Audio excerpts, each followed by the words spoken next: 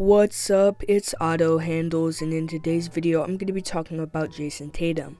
But before I can get into the video, be sure to like and subscribe. Let's begin. Imagine a player who took LeBron to 7 games as a rookie, made the playoffs every season so far in his career, in 2022 swept a Brooklyn Nets team that featured both Kyrie and KD, holds the NBA record for most points in a Game 7 when he put up 51 against Embiid, one of the NBA's perennial centers. Does that sound like a guy who's on an all-time trajectory? Someone who may end up top 20 all-time? Well, those are all Jayson Tatum's career accomplishments, but it feels like he doesn't always get the recognition he deserves. Sure, he's more respected than Jaylen Brown by your average run-of-the-mill fan, but Brown winning Finals MVP, getting 7 out of 11 votes, shows it wasn't particularly close. For Tatum, trying to build his legacy becomes harder when your supposed sidekick outperforms you and takes home Finals MVP. That's an award Tatum won't get back, and while it's not the biggest deal, it does affect how people perceive him. Tatum's playoff performances haven't always helped his case, especially with the lingering narrative that he underperforms in big moments. In Game 1 of the Finals against the Mavericks, he shot 6 for 16. Game 2, it was 6 for 22. For the first 2 games, arguably the most important to set the tone, he was nearly invisible. Averaging under 20 points while being inefficient in high-volume minutes, around 40 per game, wasn't a good look. Game 3 was better. Tatum scored 31 points, but it felt like the kind of game he should have had all along. Then in Game 4, when Boston needed a win on the road to seal the championship, Tatum only managed 15 points. Game 5 was arguably his best performance of the series, but by then, the Celtics were already up 3-1, and many of his points came when Boston was ahead by 15 or more.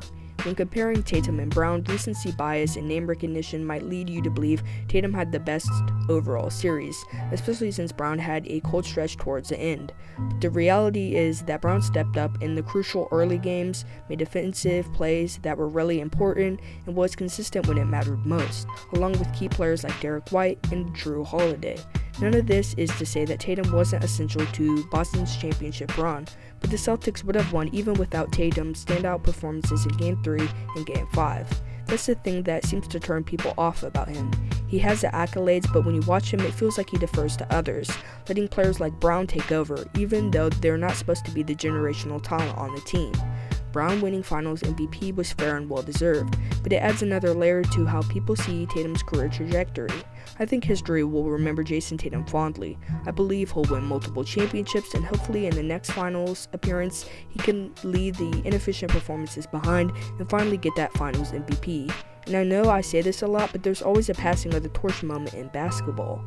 In the early 2010s, it was when Kobe paid Curry his respect after he hit a contested 3. Those are the moments that captivate fans, the ones that shape the narrative of the game. Tatum might have had that moment when he dunked on LeBron. At that point, many people thought that he was the next big thing, and that was the passing of the torch moment from LeBron to him. And he still could be the next big thing. I wouldn't count him out. But even though people say LeBron couldn't have won without D-Wade, Kyrie, or clutch plays from guys like Reggie Miller, it always felt like LeBron's team. Whether it was with the Heat, with D-Wade and Chris Bosh, or the Cavs with Kyrie, there was never a doubt. LeBron was the leader. With the Celtics, it feels different. Maybe it's because the team is so balanced and is such a good team, but it doesn't always feel like it's Tatum's team. On any given night, it could be someone else's moment. The Celtics seem to have grown alongside Tatum rather than being built around him. I can't separate the Celtics from Tatum. It feels like they're one and the same. That's part of why it's hard to measure his individual success. When the Celtics swept the Nets, I didn't think, wow, Tatum just beat Kyrie and KD, 2 guys with 22 combined All-Star appearances. I thought the Celtics as a team really came together to make that happen. You might think I feel this way about the Celtics not being Tatum's team because he's been with them his whole career, but that's not the case. There are plenty of players who have only played for one team, and I can still clearly identify them as the face of their franchise. Take Ja Morant, for example. When I think about the Grizzlies, I immediately think about Ja. If I make a video about Memphis, you can bet Ja will be a key part of it. But with the Celtics, I could easily make a video without focusing on Tatum. A big reason for that is the depth of their roster. With players like Derek White, Drew Holiday, and Kristaps Porzingis, the Celtics are legitimate title contenders every year. That level of talent around Tatum might be why he doesn't always get as much recognition. His supporting cast is just that strong, but that's another reason why he could end his career as a very decorated player. The Celtics team has done a really good job comprising their roster, and nothing has really felt forced. It feels like they finally come up with the recipe for success. The issue is, I don't know how long this roster can be maintained, especially since they are getting older. Drew Holiday is already 34 years old, and I don't know if they could have won without him. And by the way, it felt like the world just realized how good of a defender Drew Holiday is. I mean, in the Olympics, Jayson Tatum and Tyrese Halliburton weren't getting very many minutes, but Drew Holiday was, and it's all because of what he brings on the defensive end. He's got to be the best, or one of the best, perimeter defenders in the league, and it's not like he just started doing this. He was doing that in Milwaukee with Giannis as well. It doesn't make sense, though, to downplay Jayson Tatum's accomplishments just because he didn't do it alone. Of course, having a guy like Drew Holiday in your corner is helpful, but you can't blame him just because he has a good team. The greats before him didn't win championships by themselves either. No one called the Lakers the Shaq Lakers. They were the Shaq and Kobe Lakers. And even then, it wasn't just those two who made the three-peat happen. They had key role players like Derek Fisher, Rick Fox, and Robert Horry. Yet, Shaq and Kobe still get the credit they deserve. Speaking of Kobe, one thing that makes it harder for people to respect Tatum is how he sometimes tries to force legendary moments by copying others. Instead of talking about it, I'd rather just show you. It speaks for itself. Man, I'm so hyped right now. Anything's possible. Anything's possible! We did it. We did it! Oh my God, we did it! So that was tough to watch. I get that he looks up to the players who came before him, but there's a difference between being inspired and outright copying them. That's probably not the best way to honor their legacy. To be fair, no one really cut him any slack for it, but I'll give him the benefit of the doubt. He just won a championship and was celebrating. And they could be celebrating a championship again this season, especially if everything falls into place. Right now, they're obviously the second seed in the East, but I really don't see the Cavs beating them in a real playoff series unless Donovan Mitchell goes off. So it's a very real possibility that they two-peat. And during these playoffs that are coming up, Jayson Tatum really needs to do his best. He can't have an inefficient game. He needs to be very efficient so he can win that Finals MVP, because that's really what's going to help his career.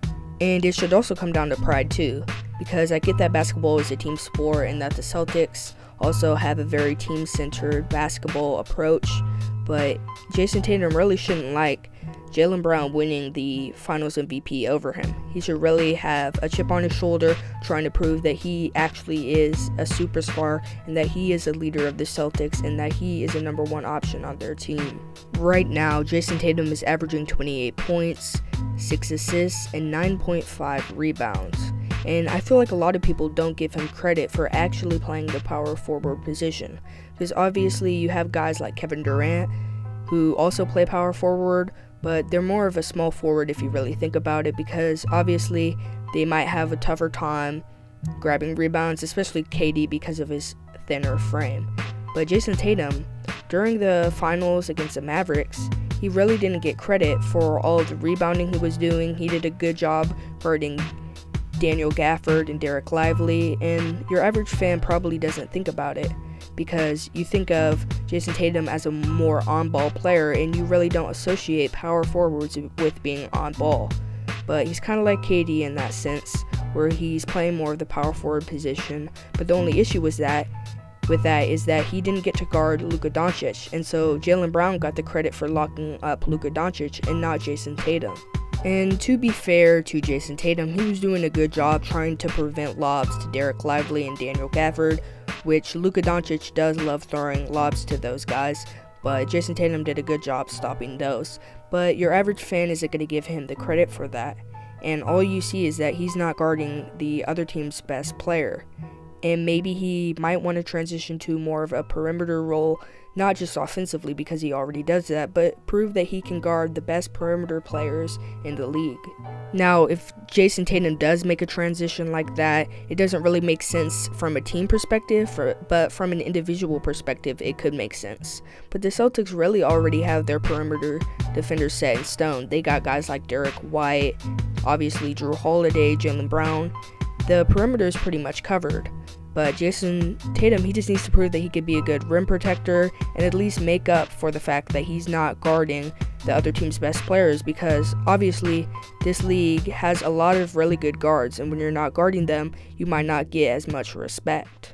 But what do you think? Why does Jayson Tatum not get the respect he deserves? Is he really on a legendary path and we're just not treating him like it? Tell me in the comments section below. Until next time, peace.